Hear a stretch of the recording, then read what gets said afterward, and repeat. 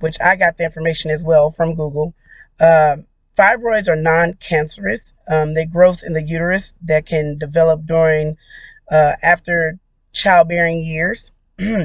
Like I said, it happened to me right after. Um, the causes of fibroid isn't well understood. Risk factors include a family history of fibroids, obesity, and onset puberty, which is all very, very true and common in almost half of the percent of women. Symptoms include, heavy bleeding, like I said, prolonged periods, which last forever, and pelvic pain. In some cases, there are no symptoms. Treatments include medication and removal of fibroids. Now, with that, most of the time when you remove a fibroid, it can break off and make more fibroids, which causes even more stress and pain. So sometimes that's kind of like a 50% chance, 75% chance that it may or may not come back. Or you can take the route that I was taking, and I went ahead and was like, since I knew I was done with kids, having two girls and a boy, go ahead and take everything out. The baby factory is shut down. It's not for me to constantly have children, especially given the fact that of everything that's happening.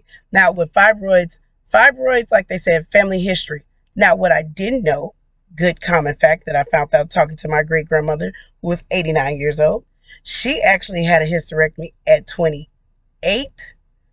after having three sons, because that same thing happened to her. She was at work where they, back in the day, when I say 89, so nurses had to wear all white. She had on all white, and she said she was at work and the blood just rushed right on down, and they went ahead and gave her a hysterectomy. And it's just so common, because when she said that to me, I was like, so you're the reason I got fibroids. But not saying it as a bad thing, to know that when you talk to your elders, you start to find out things. And that right there was something that was very important to me, because now I know it's not just something for me having kids, it's actually a genetic thing. And I had to share that with my mother, who knew nothing about having fibroids in the family. So that just kind of made it a plus, to give something to my children to go further along in the world, to let them know, hey, this is going to happen to you. This is, and it's so good to know history of family.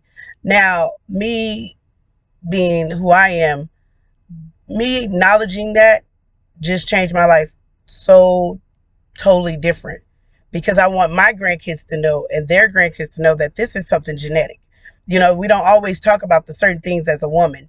And fibroids, I didn't know most women, like, talking to so many people that has more kids than me, or whatever the case may be, you wouldn't have known that when they say, yeah, my menstrual is very heavy after I had such and such. And I'm like, hey, check into those fibroids, because who didn't know after having one child, two child, that you get fibroids? But see, I didn't have those problems after I had my girls. So fibroids are a most common thing amongst women.